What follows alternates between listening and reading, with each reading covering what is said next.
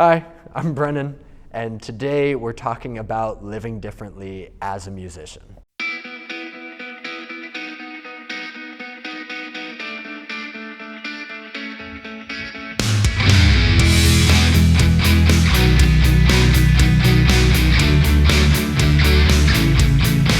So Brennan, how did you become a Christian? So, I grew up going to church, even with my parents divorced really at a young age. For me, still both households, Sunday morning you go to church, that's what you do. And it really wasn't until I was 15 and I went to a summer camp that I really came to know Christ personally, where Jesus became really real to me and more so became honestly my reason for living, whereas before it was just for pride. It was, what can I do to feel good about myself, or what can I do to get approval or people to like me, and in this place where I couldn't even accept myself and just hated myself. And so it was just being at that camp, through God speaking through the speaker and just the activities and just being in that environment, God got me to listen, to just see, okay, he accepts me even when I can't accept myself. And he loves me no matter how I feel.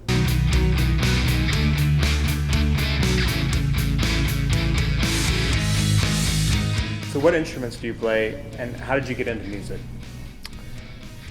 So, the instruments I can actually play, because there are plenty I say I can pick up and just, make you think I can play it.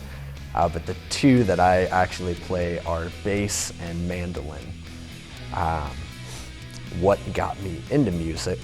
Honestly, I've always had a connection with music, but even as like a kid, I just always had to be listening to something.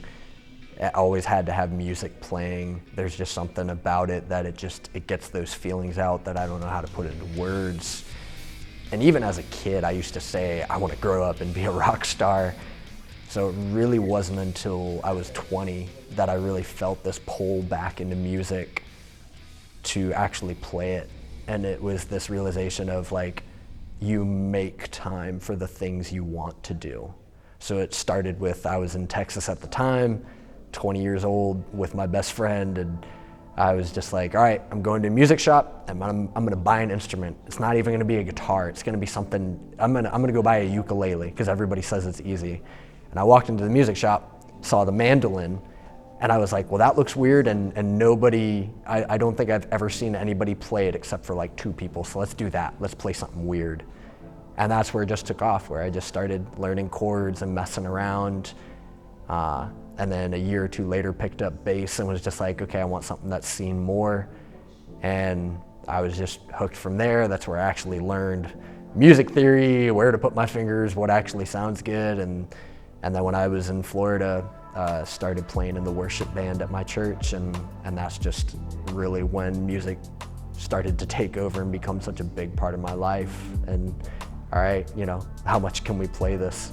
So how do you express yourself through music? Expressing myself through music.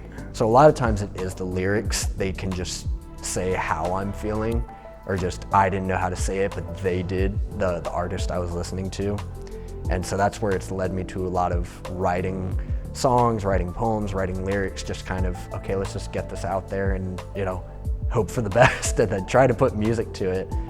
I think there are other times where just even music notes, I'll be sitting there playing my bass and I'll just come across some riff or some chord that I'll mess around with, and it just, something about it, it just says how I feel. Like there's one, I don't even know what to call it, because it's like, if it were a song, it'd be like a minute and a half long.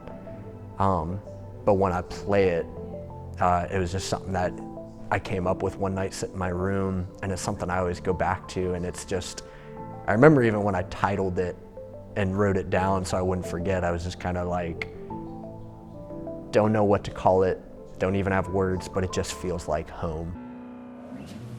So this is the riff, that very easy, very simple. There's something about it that feels like home.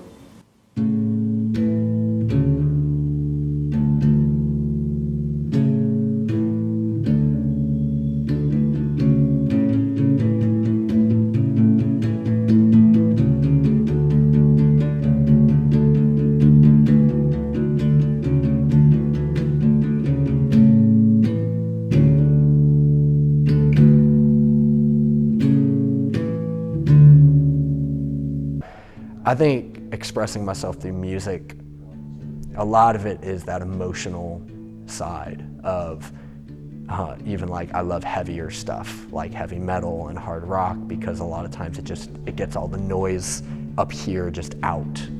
But then there are songs that like they're not like heavy or anything, but the words they say, they just get that point across and they just say, okay, they remind me of the truth I need to hear in that moment. How do you live differently as a musician? Living differently as a musician, a lot of times people automatically go to, oh, if you're a Christian and a musician, you just do Christian songs, you just do worship music. And I think that comes from a good place, but it's much deeper than that. For me, how Christ has really made music different for me and given me a different perspective is more so why am I playing? What am I actually after? And because a lot of times I found myself, my default setting is trying to prove myself, is trying to earn people's approval, get them to like me. And music a lot of times became just another tool for that. It was, oh, if I can get recognized as a musician, okay, I'll feel like I have a sense of worth or identity. And that's not why God gave us music. I really think God gave us music to connect with him and in just a way that a lot of times words can't, or there is just something about music that you just feel. And so a lot of times I look at music as it's a way to communicate truth. It's a way to just express your heart to God and trust him. It's also a way just to connect with people. Honestly, that's how I connect with a lot of people who don't know Jesus, is bands that aren't Christian bands. Like, I hope we can include this. Like, I listen to Slipknot. And me and, I've had plenty of students where that's where we connect. We start talking about Slipknot. So I think truth is a big part of living differently as a musician. What am I giving? What am I pointing people to? Because just because you lead worship at a church doesn't mean you're pointing people to Jesus. There's plenty of Christian musicians and worship leaders that this is just their avenue to feel good about themselves. And I'm guilty of that plenty of times too. There's taking that step back, and it depends on that context. If it's a worship service, it really is, hey, this time is about Jesus.